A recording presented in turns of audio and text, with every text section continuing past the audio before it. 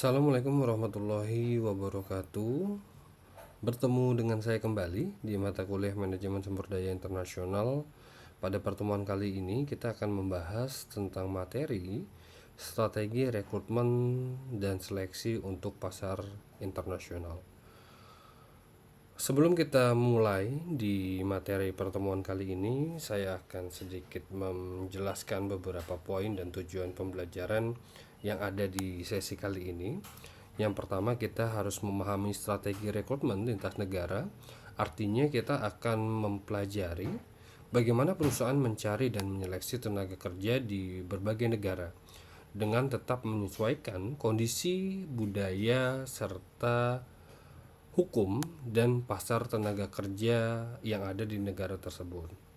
Kemudian yang kedua, kita akan mengetahui tantangan budaya dan hukum global. Kita akan melihat bagaimana perbedaan baik itu cara berkomunikasi, kemudian aturan perundang-undangan, kemudian bisa mempengaruhi proses rekrutmen yang ada. Misalnya cara wawancara di negara Jepang tentu berbeda dengan cara mewawancarai di negara Amerika Serikat. Dan poin yang ketiga, kita bisa mengembangkan kompetensi yang adaptif. Ini merupakan bagian yang penting untuk kita menjadi seorang profesional XR di era globalisasi saat ini. Bagaimana kita bisa lebih fleksibel, kemudian peka terhadap budaya yang ada dan mampu bekerja efektif di berbagai lintas atau batas negara yang ada. Nah, pada materi pengantar saat ini kita akan melihat bahwasanya rekrutmen dan seleksi internasional ini menjadi kebutuhan yang global. Perusahaan tidak hanya mencari orang yang terbaik di negaranya, tapi wawasannya atau cakupannya itu lebih luas. Artinya tidak hanya di negaranya sendiri tapi di seluruh dunia. Namun ada beberapa tantangan besar yang perlu kita perhatikan, teman-teman. Rekrutmen yang sifatnya lokal itu bukan hanya tentang menemukan kandidat yang kompeten secara teknis, tapi juga bisa beradaptasi secara budaya dan emosional. Misalnya kita melihat seorang kandidat yang mungkin hebat dalam kemampuan teknis, tetapi ada juga yang gagal berkomunikasi dengan rekan kerja dari negara lain karena perbedaan gaya bicara, kemudian cara menghormati senior. Nah, itu menjadi salah satu sebab bagaimana XR global ini harus memahami pasar tenaga kerja internasional, menghargai keberagaman, kemudian bisa membangun kinerja dan bisa bekerja sama dengan berbagai lintas negara yang ada. Itu pengantar materi pada pertemuan kali ini. Kemudian ada analogi dan pandangan tokoh terkait dengan strategi rekrutmen lintas negara ini. Kalau kita ibaratkan rekrutmen global itu seperti bermain catur di papan dunia, mungkin setiap negara punya aturan main sendiri. Kita harus tahu langkah apa yang bisa kita lakukan di satu tempat, tapi juga belum tentu cocok di tempat yang lain. Peter Drucker, salah satu pakar manajemen terkenal, yang mengatakan bahwasanya the most valuable asset of 21 of centuries institution will be its knowledge worker and their productivity. Aset yang paling berharga di abad ini bukan mesin atau modal, tetapi orang-orang yang memiliki dan bagaimana perusahaan mengelola produktivitas itu. Itu yang menjadi acuan bagaimana kita bisa menganalogikan hal-hal yang perlu kita perhatikan di dalam perubahan yang ada di dalam abad 21 ini. Kemudian kalau kita lihat bahwasanya ada tantangan rekrutmen global yang perlu kita perhatikan. Coba kita melihat bahwasanya di dalam rekrutmen global ini ada 4 poin yang mungkin menjadi salah satu yang harus kita perhatikan juga. Misalnya di dalam kompleksitas hukum antar negara. Setiap negara punya peraturan ketenagakerjaan yang berbeda, mulai dari izin kerjanya, pajaknya, hingga hak karyawan. HR itu harus memahami regulasi, bukan hanya memahami, tapi jangan sampai kita sebagai HR itu melanggar aturan hukum yang sudah ada. Kemudian poin yang kedua itu bagaimana kita memahami perbedaan komunikasi dan bahasa. Bahasa itu bukan hanya soal kata tetapi juga makna yang ada di dalamnya. Misalnya dalam budaya Jepang, jawaban "akan saya pertimbangkan" itu bisa menjadi salah satu penolakan yang halus kalau kita bicara unsur bahasa dan komunikasi yang ada. Kemudian kalau kita membicarakan yang namanya ekspektasi gaji yang beragam, kandidat di setiap negara itu pasti mungkin menjadi banyak yang menuntut untuk kompensasi yang jauh lebih tinggi dibanding negara yang berkembang. XR itu harus perlu menyesuaikan dengan standar lokal yang ada, sehingga dari nilai ekspektasi yang ada itu bisa diseragamkan dengan mengakomodasi, misalnya ada standar lokal yang harus diperhatikan.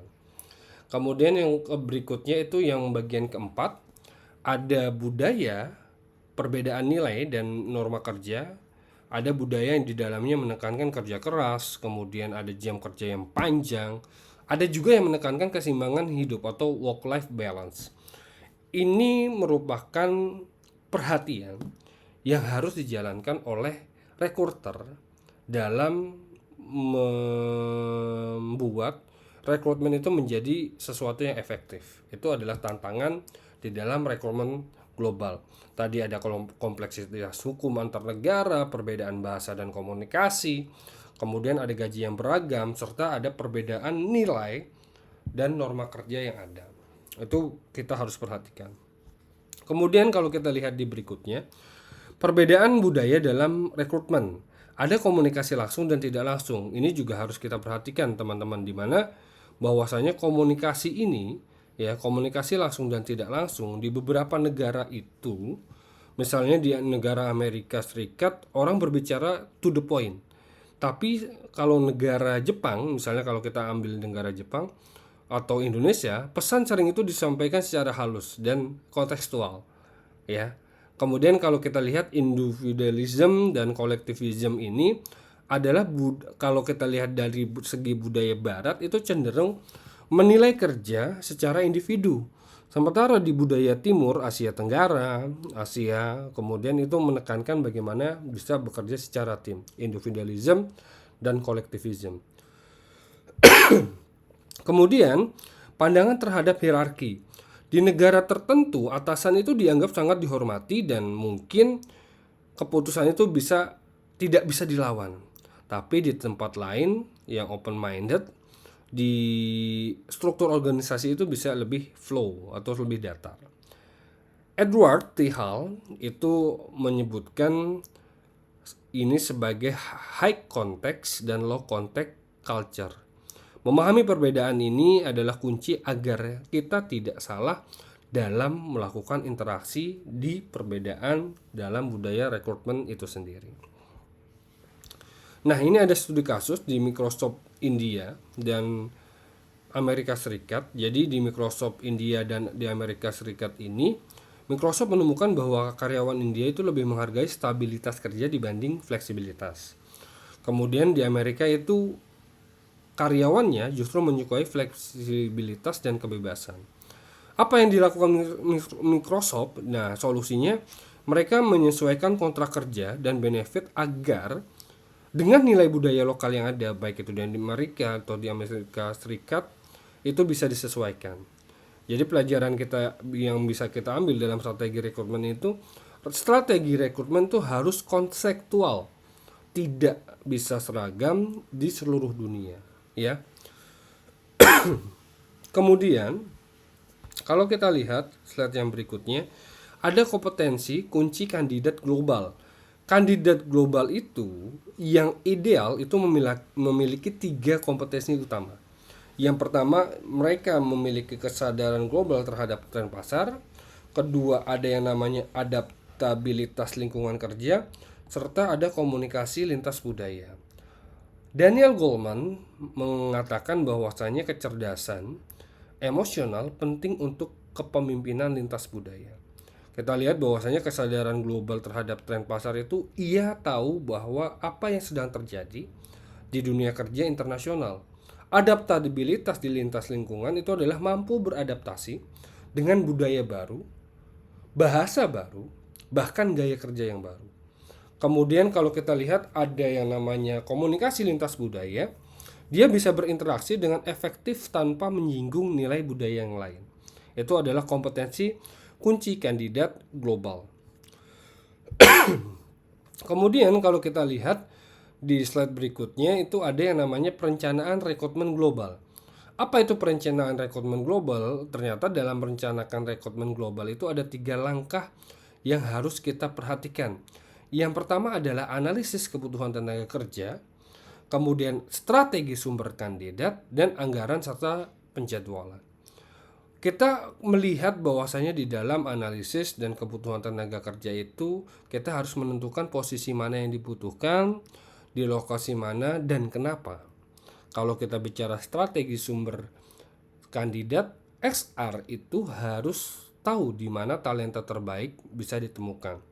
Misalnya menggunakan platform digital global atau mitra lokal setempat.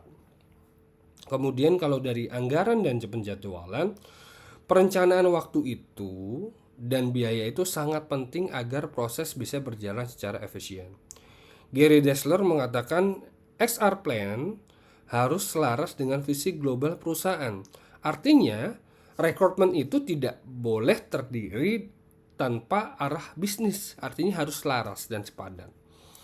Kemudian ada studi case lagi di Google Global Hiring. Google adalah salah satu contoh yang baik.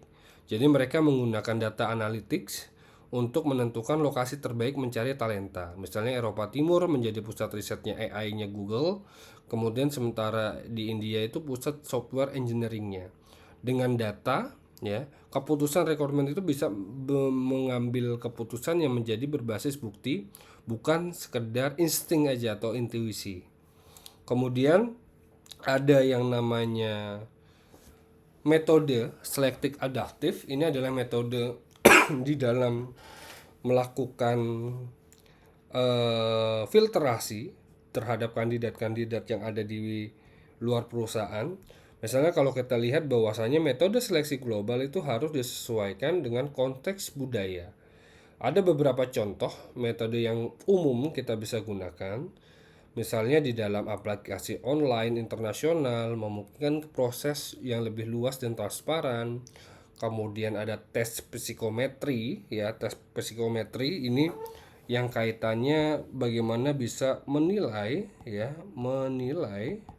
kepribadian,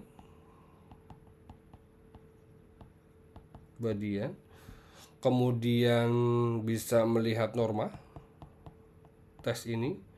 Kemudian ada yang namanya wawancara adaptif, bagaimana kita menyesuaikan dengan gaya yang ada dalam budaya itu harus kita perhatikan.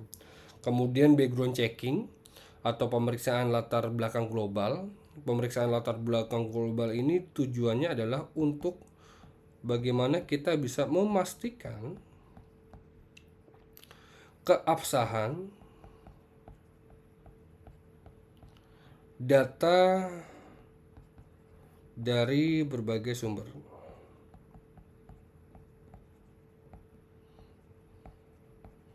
Ini harus kita perhatikan juga, teman-teman. Ini bagaimana kita bisa melakukan metode seleksi yang adaptif. Kemudian kalau kita lihat slide berikutnya ada yang namanya studi kasus di dalam International Business Machine. Nah, IBM itu menyesuaikan tes kepribadian dengan norma lokal yang ada. Sehingga apa yang diharapkan di Jepang misalnya, di Jepang itu bisa mengurangi pertanyaan tentang assertiveness atau keagresifan karena budaya di sana selalu menghargai kerendahan hati. Dengan menyesuaikan alat seleksi ini, IBM International Business Machine ini bisa mendapatkan hasil yang lebih akurat dan diterima oleh seluruh kandidat. Kemudian yang berikutnya ada yang namanya wawancara multikultural. Apa wawancara multikultural ini?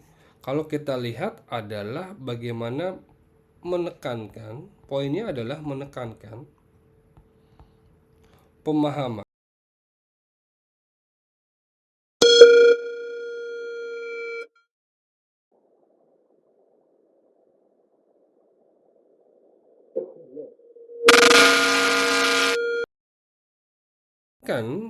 pemahaman lintas budaya ini ya, itu bagaimana kita bisa membuat pertanyaan perilaku atau behavioral question yang bisa menggali pengalaman nyata dari kandidat. Kemudian ada yang namanya studi kasus global. Jadi kita memberikan sebuah kasus-kasus yang kasusnya ini tidak hanya lokal tapi secara global. Kita bisa menilai kemampuan analisis apa yang dimiliki oleh si calon karyawan dan menyesuaikan dengan budaya yang ada.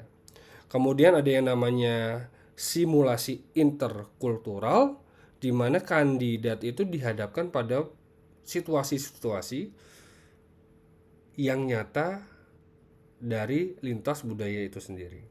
Mungkin ada latihan role play wawancara lintas budaya di kelas, kemudian role play ini dibuat untuk melihat empati antar budayanya seperti apa. Itu adalah teknik wawancara multikultural.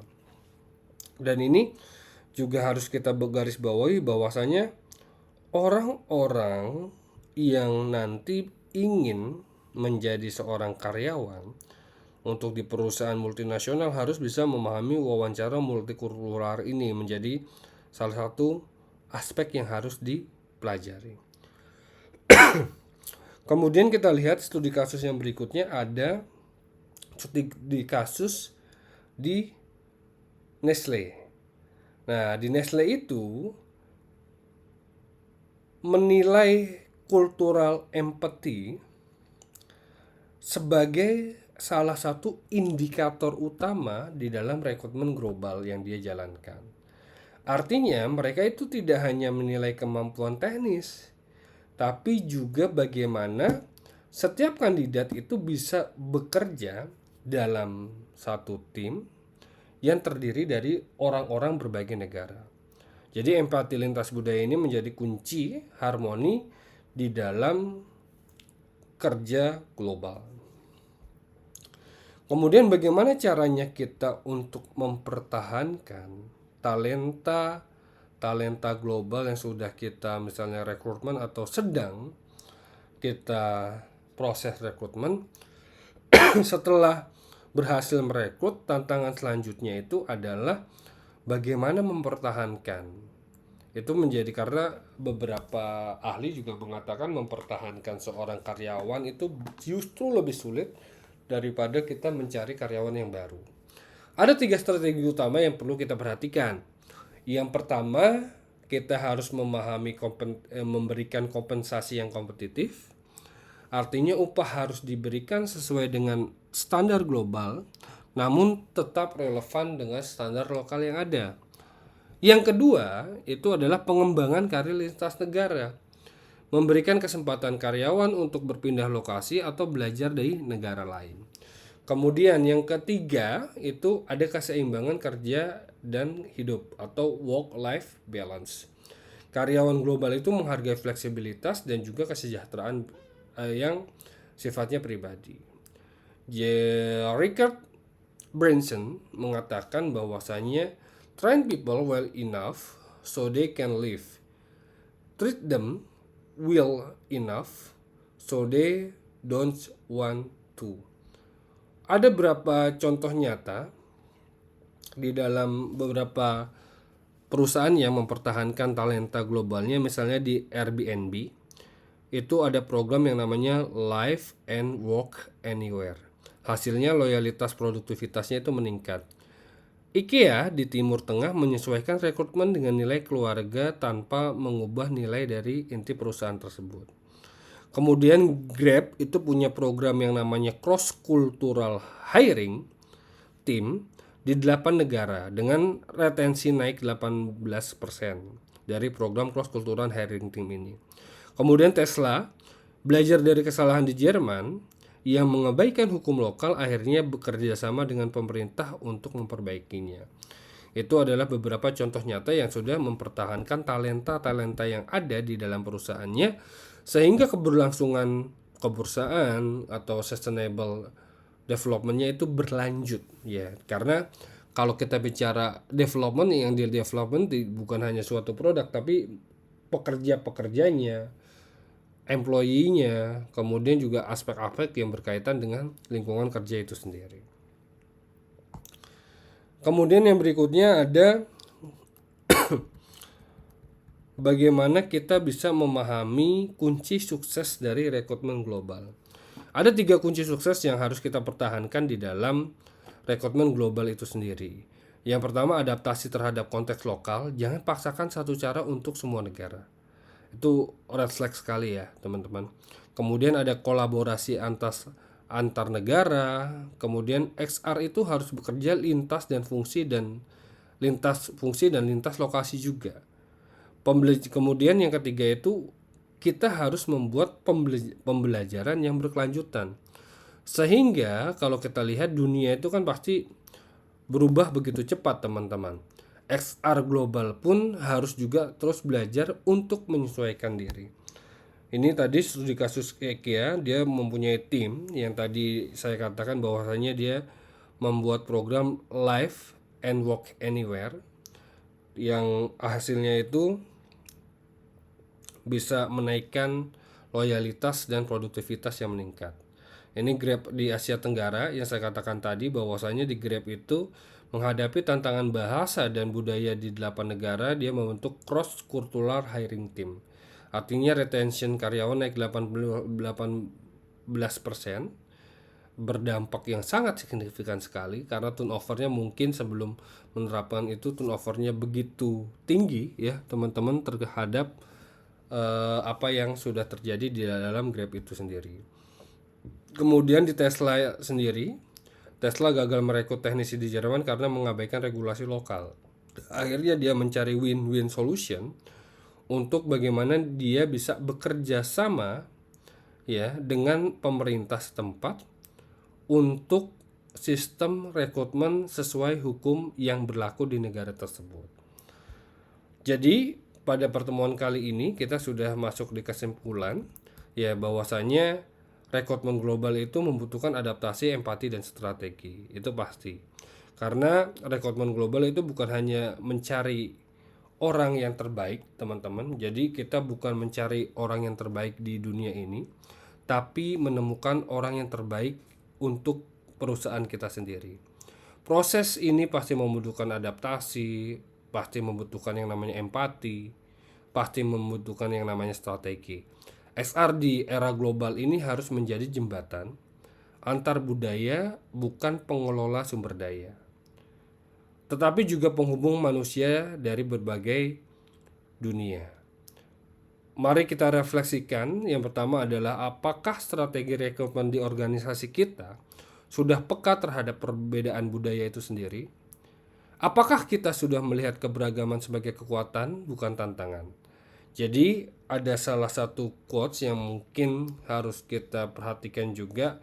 Global recruitment is not about finding the best people in the world, but finding the best people for your world. For your world ini adalah for your company, perusahaan, dan tempat kita bekerja. Terima kasih banyak teman-teman yang sudah menonton di video perkuliahan kita. Mudah-mudahan ada manfaat yang bisa saya berikan, dan manfaat ini menjadi salah satu sumber informasi pengetahuan teman-teman semua.